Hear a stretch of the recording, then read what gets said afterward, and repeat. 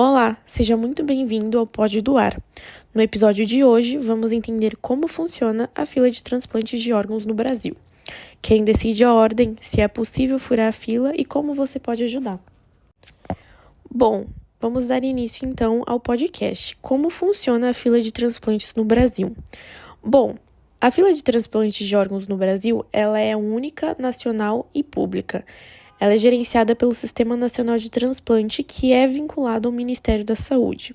Então, por exemplo, quando uma pessoa ela precisa de um transplante, o médico responsável ele a inscreve no sistema através da Central de Transplantes do Estado, onde ela está sendo tratada. Aí, a partir disso, essa pessoa ela entra numa lista única, com prioridade definida por critérios médicos e não por ordem de inscrição. Como a Ana Luísa disse, não é por ordem de inscrição que a pessoa recebe o seu transplante de órgão. Existe uma série de critérios de prioridade que definem, quem vai receber esse órgão primeiro. Alguns dos critérios são, por exemplo, tipo sanguíneo e compatibilidade genética, a gravidade da doença do paciente, o tempo de espera. Então, às vezes, quando a pessoa está muito tempo esperando, colocam ela na frente da fila. A idade do paciente também, a localização, se tem uma proximidade do hospital em que o paciente está internado e tem algum órgão disponível, então a localização também é bem importante. E a principal, acho que é urgência ou emergência médica. Então, se o paciente tiver com um risco de morte altíssimo, se ele não receber esse órgão urgentemente, ele com certeza é passado na frente na fila. Eu vou citar um exemplo que é no caso de transplante de fígado, que existe uma pontuação específica para esse tipo de transplante, que é uma pontuação chamada MELD, que ela mede basicamente a gravidade da doença. Bom, como ela citou, o MELD é uma pontuação muito importante no transplante de órgãos. Ele é uma sigla, que significa Model for End-Stage Liver Disease. Então, ele é muito usado para estimar a gravidade de uma doença hepática e prever os riscos da mortalidade em curto prazo, além de também ajudar muito na priorização para o transplante de fígados.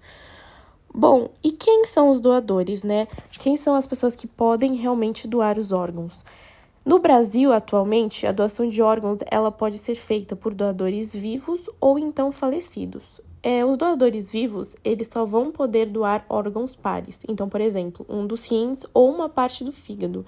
E, geralmente, essa doação é para parentes. Já os doadores falecidos são pessoas com morte encefálica confirmada e que tiveram autorização da família para a doação. Então, mesmo que a pessoa ela tenha declarado em vida que gostaria de ser doadora, a família precisa sim autorizar obrigatoriamente. Então, por isso que é de extrema importância ter uma conversa sobre isso com os seus familiares.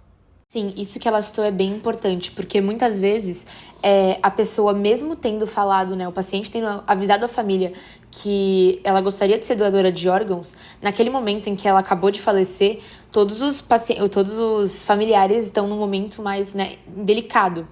Então, às vezes acabam não aceitando doar os órgãos, mesmo que seja de desejo do falecido, por coisas emocionais. Então, é bem importante que todas as pessoas tenham essa conversa pelo menos uma vez, deixe bem claro quais são os seus desejos em relação aos órgãos no final da vida, porque isso pode ajudar bastante diversos outros pacientes que estão em risco. Outra pergunta bem comum são sobre como os órgãos são alocados. Então, quando tem um órgão disponível, a central de transplantes ela verifica na fila quem que é o receptor mais compatível. E isso acontece de uma forma automática e transparente. Então, cada tipo de órgão tem suas regras específicas. Por exemplo, no caso dos rins, quando existe doação de rins, um fator muito importante é a compatibilidade genética. Então, esse é um dos critérios mais importantes para a alocação desse órgão. Já o coração, o tempo de isquemia, que é o tempo que o órgão pode ficar fora do corpo, é crucial. Então, a distância, a localização dessas pessoas em relação ao órgão é muito importante. E, reiterando mais uma vez, não existe um privilégio ou uma possibilidade de furar a fila. O sistema é controlado pelo Ministério Público e ele decide com base em todos os critérios que já foram citados, quem é o próximo na fila e quem é o mais propenso a receber esses órgãos. Bom, como ela citou sobre as filas, atualmente mais de 50 mil pessoas estão na fila de espera por um transplante no Brasil. A maioria delas aguardam um rim.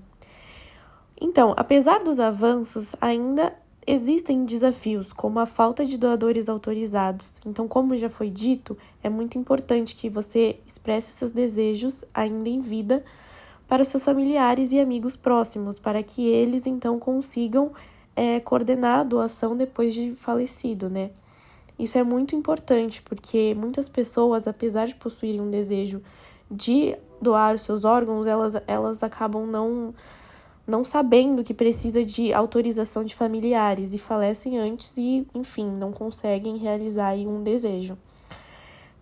Desinformações e mitos sobre doação. Muitas pessoas acreditam em falsas notícias que leem pela internet e não buscam saber a fonte verdadeira sobre a doação de órgãos, entende? Logística de transplante de órgãos. Então, também é muito importante você entender toda a logística por trás dos transplantes, pesquisar, ir mais a fundo, expressar os seus desejos para, então, conseguir ajudar o próximo, né? Conseguir fazer o bem ainda depois de falecido. Então, devido a toda essa informação e a falta de conhecimento sobre uma temática tão importante, né, na saúde, principalmente no Brasil, existem várias maneiras que as pessoas podem ajudar, né? E você, ouvinte, também pode ajudar. Que são formas muito simples, mas que são muito poderosas e acabam ajudando bastante, né, a melhorar e fazer as pessoas entenderem, né, como funciona realmente o transplante dos órgãos e a fila, e quem realmente precisa, né, poder conseguir a ajuda, né, que merece. Então, o primeiro jeito é conversar com a sua família e deixar claro que você deseja ser um doador de órgãos, principalmente, né, quando falecido, porque, como já foi dito anteriormente, às vezes, após uma morte muito dura, os familiares não aceitam mais a doação dos órgãos. Só que isso acaba, né, atrapalhando e, né, prejudicando outros pacientes que poderiam, né, melhorar com a sua ajuda.